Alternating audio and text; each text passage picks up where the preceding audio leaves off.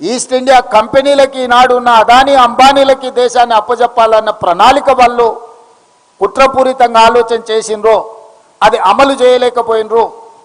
అందుకే ఈరోజు ఆ పథకాన్ని ఆ ఆలోచనని ఇంకొక రూపంలో అమలు చేయాలని బయలుదేరారు. అదే ఈనాడు ఓటర్ల ప్రక్షాళన అని చెప్పి SIR తీసుకొచ్చిండ్రు. తద్వారా ఈ దేశంలో ఉండే మైనారిటీలు, పేదలు, దళితులు, ఆదివాసీలు, గిరిజనులను, అత్యంత నిరుపేదలను, ముఖ్యంగా నిరుపేదకు, భూమి లేని వానికి, సొంత ఇల్లు లేని వానికి రక్షణ ఓటే. ఓటు ఒక్కటే ఆయుధం. ఇల్లు లేని వాడికి, ఆస్తి లేని వాడికి గుర్తింపే ఓటు. ఇవాళ గుర్తింపును తొలగించాలి, ఓట్లను తీసేయాలని SIR తీసుకొచ్చిండ్రు. ఎప్పుడైతే ఓటు హక్కు తీసేస్తాడో అతని ఆధార్ కార్డు పోతుంది, అతని రేషన్ కార్డు పోతుంది, అతనికి ప్రభుత్వం నుంచి అందే సంక్షేమ పథకాలు రద్దయిపోతాయి. చివరికి దేశంలో ఉండాలనా లేదా అని అంటే అతను ఉండాలనా లేదా అని నిర్ణయించేది కూడా భారతీయ జనతా పార్టీ చేతిలోకి వెళ్తుంది. అట్లా కోట్లాది మంది పేదలని ఈ దేశ పౌరులే కాదు అని చెప్పి వాళ్ళని తిరిగి వెట్టి చాకిరి కింద బానిసలుగా తయారు చేయడానికి ఈరోజు భారతీయ జనతా పార్టీ కుట్ర చేస్తుంది. ఈరోజు SIR వెనకాల ఒక పెద్ద కుట్ర ఉన్నది. రెండవది, వెట్టి చాకిరి నుంచి రైతు కూలీ సంఘాల పోరాటం వల్ల కూలీ చేసేవాడికి కూలీ నిర్ధారించే కనీస వేతన చట్టాన్ని ఆనాడు ఎంతోమంది పోరాటం చేస్తే కాంగ్రెస్ పార్టీ కూలీలకు కూడా హక్కు కల్పించి కనీస వేతన చట్టాన్ని తీసుకొచ్చి దాన్ని అమలు చేయడానికి ఒక వ్యవస్థను ఏర్పాటు చేసి ఈరోజు కూలీ పనికి కూడా లెక్కగట్టి ఇవ్వాలి, శ్రమ దినాలకు, శ్రమ గంటలకు కూడా మీరు వేతనాలు చెల్లించాలని చట్టాన్ని కాంగ్రెస్ పార్టీ తీసుకొచ్చింది. వాళ్ళకు పని దొరక్కపోతే పని కల్పించడానికే పని లేని పేదలకు, భూమి లేని పేదలకు, ఇల్లు లేని పేదలకు రక్షణ కల్పించడానికి, ఆహార భద్రత కల్పించడానికి మహాత్మా గాంధీ జాతీయ ఉపాధి హామీ పథకాన్ని తీసుకురావడం ద్వారా పేదల యొక్క ఆత్మగౌరవాన్ని పెంచాలి అని శ్రీమతి సోనియా గాంధీ గారు ఆలోచన చేసి మన్మోహన్ సింగ్ గారు ప్రధానమంత్రిగా ఉన్నప్పుడు ఈ చట్టాన్ని అమలు చేయడం జరిగింది. దానికి ప్రధానమైన స్ఫూర్తి ఆనాడు ఉమ్మడి ఆంధ్రప్రదేశ్ మెదక్ జిల్లాలో పునాది పడ్డది. తెలంగాణ మెదక్ జిల్లా నుంచి స్ఫూర్తిని తీసుకొని కొప్పుల రాజు గారు అధికారిగా చట్టాన్ని తయారు చేసి ఈ చట్టాన్ని ఆంధ్రప్రదేశ్ అనంతపూర్లో మొట్టమొదట ప్రధానమంత్రి సోనియా గాంధీ గారు వచ్చి ఈ జాతీయ ఉపాధి హామీ పథకానికి స్ఫూర్తి మనమే, మొట్టమొదటి దేశంలో అమలు చేసింది మనమే. ప్రపంచానికే ఆదర్శంగా ఉన్న ఉపాధి హామీ చట్టము అమలు జరగడానికి తెలుగు రాష్ట్రాలే ప్రధాన కారణము. ఆనాడు సోనియా గాంధీ గారు, మన్మోహన్ సింగ్ గారు ఇక్కడి నుంచి పథకాన్ని ప్రారంభించారు. ఈరోజు ఉపాధి హామీ చట్టము అమలు జరిగితే గ్రామీణ ప్రాంతాలలో వలసలు ఆగిపోయినాయి, వెట్టి చాకిరి ఆగిపోయింది, ఆత్మగౌరవం పెరిగింది.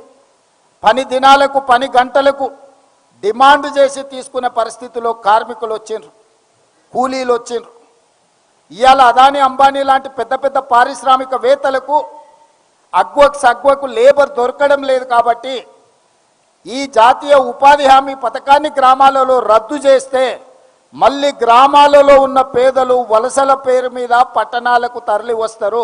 ఎప్పుడైతే పేదలు పట్టణాలకు వస్తారో అదానీ అంబానీలకు అగ్వకు కూలీలు దొరుకుతారు. తిరిగి మళ్ళీ ఈస్ట్ ఇండియా కంపెనీలకు మనల్ని కట్టు బానిసలుగా చేయడానికి, వెట్టి చాకిరిని అందించడానికి ఈరోజు నరేంద్ర మోడీ గారు జాతీయ ఉపాధి హామీ చట్టాన్ని రూపుమాపే ప్రయత్నం చేస్తుండు. ఇది కార్పొరేట్ కంపెనీలు పన్నిన కుట్ర.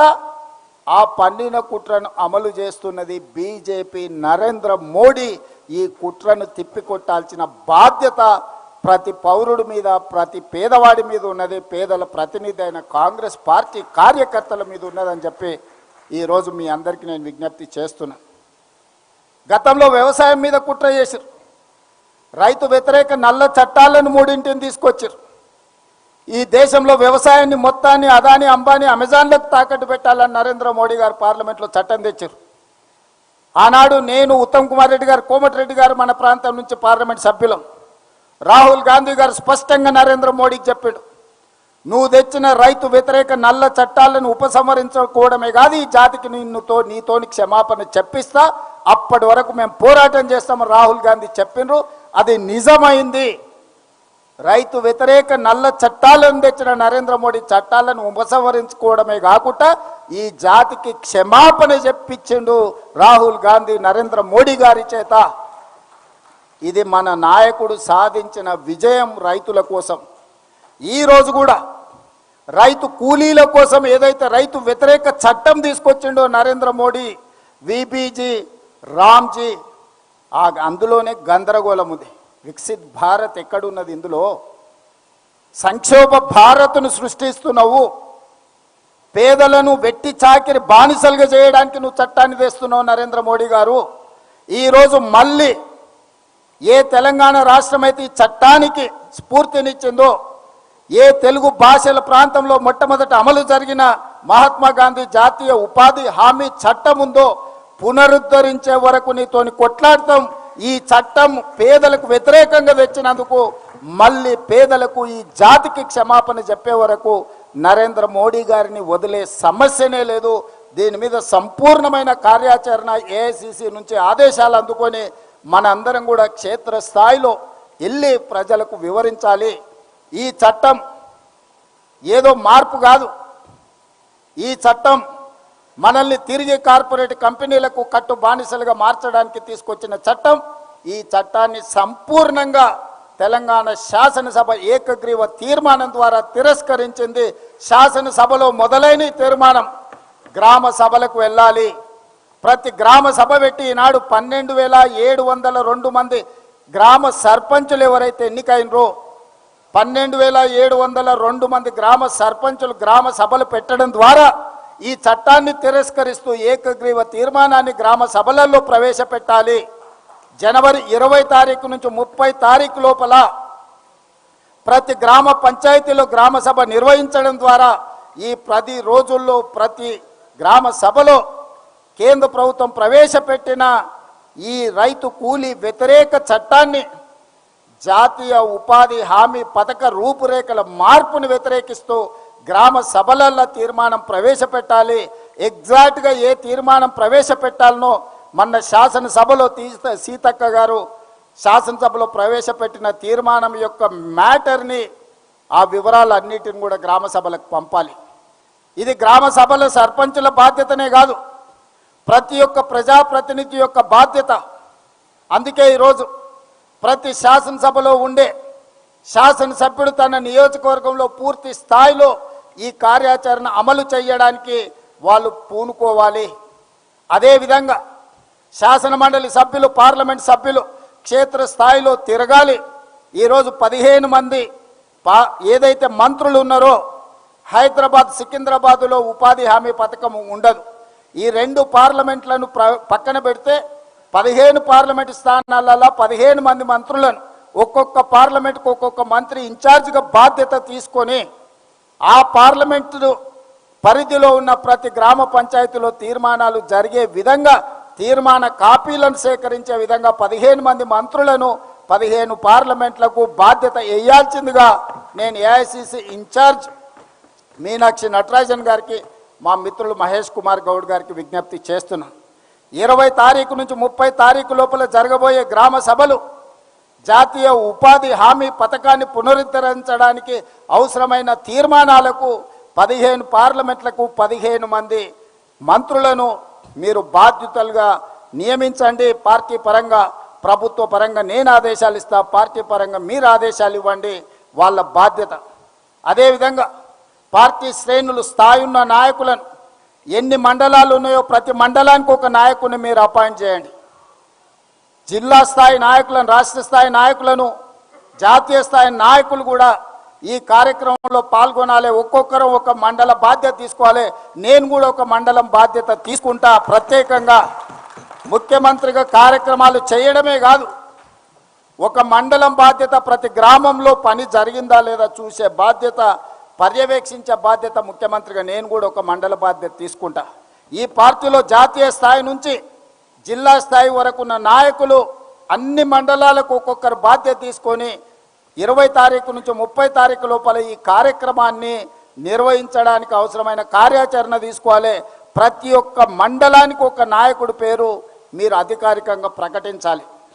ఆ నాయకుడిదే ఆ మండలంలో బాధ్యత.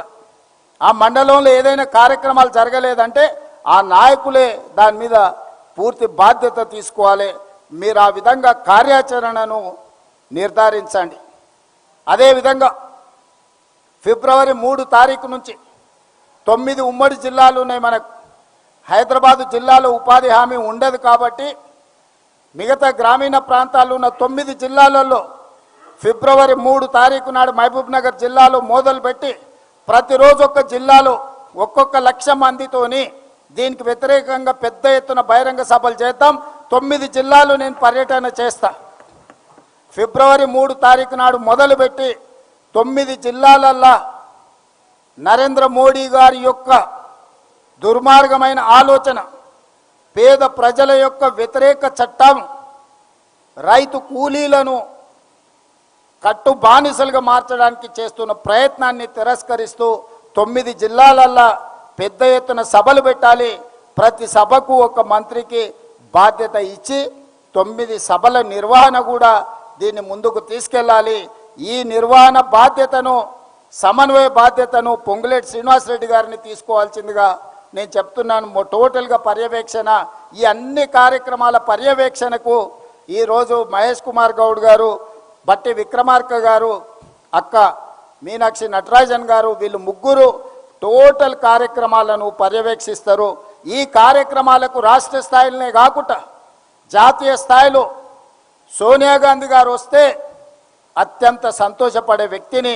ఎందుకంటే ఈ చట్టానికి రూపకల్పన చేసి ఈ చట్టాన్ని మనకు అందించింది శ్రీమతి సోనియా గాంధీ గారు.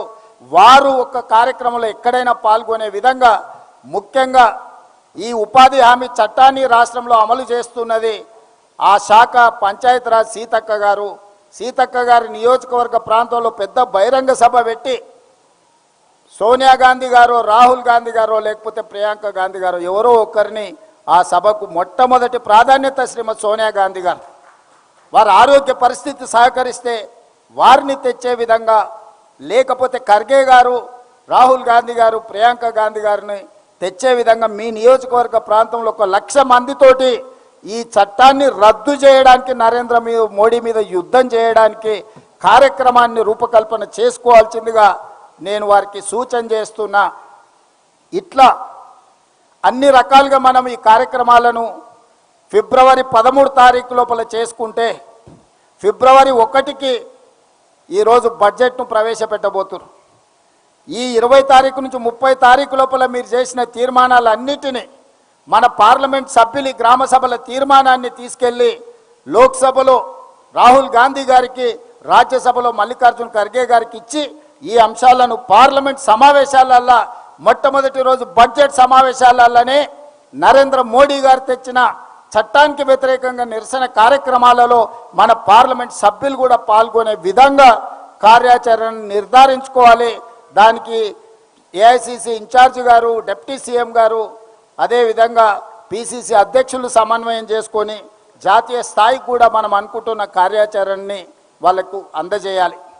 అందుకే మిత్రులారా, ఈరోజు ప్రధానమైన ఉద్దేశం జాతీయ ఉపాధి హామీ పథకం రద్దుకు సంబంధించిన కార్యక్రమానికి తెలంగాణ రాష్ట్రం మొట్టమొదటి శాసనసభ మనమే వ్యతిరేకిస్తూ తీర్మానం చేసినాం.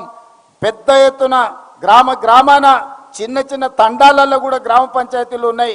ప్రతి తండాలో, ప్రతి గూడెంలో కూడా ఈ తీర్మానం జరిగితే నరేంద్ర మోడీ గారికి కనువిప్పు కలుగుతుంది. ఈ చట్టం పునరుద్ధరించే వరకు విశ్రమించని పోరాటం మనం చెయ్యాలి. మన అందరి సహకారం ఉండాలి, మన అందరం ముందుకు వెళ్ళాలి అని చెప్పి నేను ఈ సందర్భంగా మీ అందరికీ గుర్తు చేస్తున్నా. అదేవిధంగా మున్సిపల్ ఎన్నికలు కూడా రాబోతున్నాయని ఎన్నికల కమిషనర్ సమీక్ష చేస్తున్నారు. 2023లో ప్రభుత్వం ఏర్పడ్డది డిసెంబర్ మాసంలో. అంటే కార్యకర్తల యొక్క శ్రమ, 10 సంవత్సరాలు కార్యకర్తలు ఎదుర్కొన్న కష్టము, నష్టము, కేసులు, ఆస్తులు, ప్రాణాలు పోగొట్టుకొని ఈ పార్టీ జెండా భుజం మీద మోసి 2023లో అధికారం తీసుకొచ్చిండ్రు. మనం అందరం కూడా ఈరోజు మంత్రులుగా, ముఖ్యమంత్రిగా వివిధ హోదాలలో ఉన్నాం. ఇది కార్యకర్తల శ్రమ.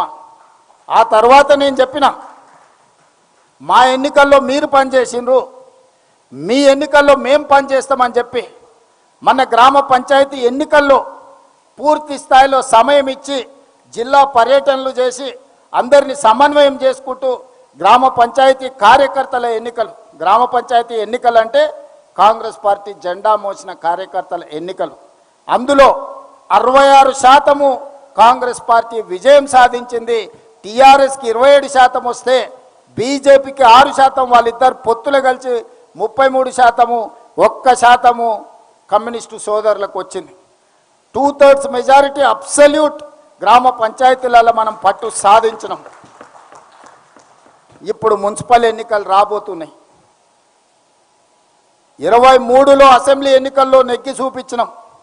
24 పార్లమెంట్ ఎన్నికల్లో బీఆర్ఎస్ను పొందబెట్టి గుండు సున్నాకు తీసుకెళ్ళినాం. కంటోన్మెంట్ అసెంబ్లీ ఎన్నికల్లో టీఆర్ఎస్ను ఓడించినాం. జూబ్లీహిల్స్ ఉప ఎన్నికల్లో టీఆర్ఎస్ను ఓడించినాం. సర్పంచ్ ఎన్నికల్లో ఓడించి మన సత్తా చూపించిండ్రు కార్యకర్తలు. రాబోయే మున్సిపల్ ఎన్నికల్లో కూడా ఈ 2 సంవత్సరాల్లో అన్ని ఎన్నికల్లోనే మనం గెలుస్తూ వచ్చినాం. రేపటి మున్సిపల్ ఎన్నికల్లో కూడా అబ్సల్యూట్ మెజారిటీ సాధించి అన్ని మున్సిపాలిటీల మీద కాంగ్రెస్ పార్టీ జెండా ఎగరేస్తే స్థానిక సంస్థలలో మన పట్టుంటే మన మంత్రులు, మన ఎంపీలు, మన ఎమ్మెల్సీలు, మన ఎమ్మెల్యేలు నిధులు ఇయ్యగలరు, గల్లీలు అభివృద్ధి చెయ్యగలరు. ఈ విషయాన్ని ప్రజలకు చెప్పాలి. ఇవాళ ప్రభుత్వం మన దగ్గర ఉంది. రాబోయే 8 సంవత్సరాలు కనీసంగా మనం అధికారంలో ఉంటాం. ఏ గల్లీ అభివృద్ధి జరగాలన్నా ప్రభుత్వంతోనే సాధ్యమవుతుంది. ప్రభుత్వం నిధులు మంజూరు చేస్తేనే సాధ్యమవుతుంది. ఆ నిధులు మంజూరు కావాలంటే అక్కడ ఉండే స్థానిక సంస్థల ప్రతినిధులు ప్రభుత్వంతో సమన్వయం చేసుకోవాలి. మంత్రుల దగ్గరికి వెళ్ళి ఏం నిధులు కావాలనో అడగాలి. ఇవాళ బీఆర్ఎస్ బీజేపీ వాళ్ళు సభలనే చర్చలకు వస్తలేరు. ప్రజల సమస్య పరిష్కారం కోసం ఈ 2 సంవత్సరాలలో బీఆర్ఎస్ వాళ్ళు ఒక్కడు కూడా వచ్చి నా దగ్గర కాగితం అడగలేయా, నేను ఎమ్మెల్యేను, మా నియోజకవర్గానికి నిధులు కావాలి అంటే వాళ్లకు రాజకీయ పరమైన పదవులే కావాలి కానీ గ్రామీణ ప్రాంతాల అభివృద్ధి వాళ్ళకు పట్టు లేదు. అందుకే పట్టణ ప్రాంతాలలో ఉన్న పేదలు కూడా ఈరోజు ప్రభుత్వంతో సమన్వయం చేసుకోగలిగిన వాళ్ళను కౌన్సిలర్లుగా, కార్పొరేటర్లుగా, మేయర్లుగా, మున్సిపల్ చైర్పర్సన్గా ఎన్నుకుంటే వాళ్ళు ప్రభుత్వంతో సమన్వయం చేసుకొని ఆ ప్రాంతాలను అభివృద్ధి చేసుకుంటారు. కాబట్టి ఈ విషయాలన్నిటిని కూడా మీరు ప్రజలకు వివరించాల్సిన అవసరం ఉన్నది. ప్రజలకు వివరిస్తే ప్రజలు మంచి మనసుతో మనల్ని ఆశీర్వదిస్తారు. మనం కష్టపడుతున్న కష్టాన్ని ప్రజలు చూస్తున్నారు. కష్టం ఎప్పుడు వృధా కాదు, కష్టపడ్డోడు ఎప్పుడు నష్టపోడు. నేను ఒకే ఒక్క మాట చెప్పదలుచుకున్న, ఇవాళ ఈ వేదిక మీద ఉన్న చాలామంది మంత్రులు తాతలు ముత్తాతల నుంచి వచ్చిన వారసత్వం కాదు. సీతక్క లాంటి వాళ్ళు చిన్న చిన్న గూడాల నుంచి వచ్చిన వాళ్ళు కష్టపడ్డారు, నిబద్ధతతో ఉన్నారు, పార్టీ లైన్లో పనిచేసిందంటే ఈరోజు మంత్రిగా ఈ హోదా వచ్చింది. ఈరోజు ఎన్నో గొప్ప పనులు. సీతక్క మంత్రి అయింది కాబట్టి సమ్మక్క సారలమ్మ జాతరకు నిధులే కాదు, ఈరోజు 1000 సంవత్సరాలకు అవసరమైన అభివృద్ధి కార్యక్రమాలకి తనకు నచ్చిన ఇష్ట దైవం సమ్మక్క సారలమ్మ అభివృద్ధి కార్యక్రమానికి ఇలా తను నిధులు తీసుకెళ్ళగలిగింది. ఈరోజు ప్రజలల్లో ఉండి ప్రజాప్రతినిధులుగా ఎన్నికైతే మీ గల్లీ కావచ్చు, మీ గ్రామ పంచాయతీ కావచ్చు, మీ మండలం కావచ్చు, లేకపోతే మీ అసెంబ్లీ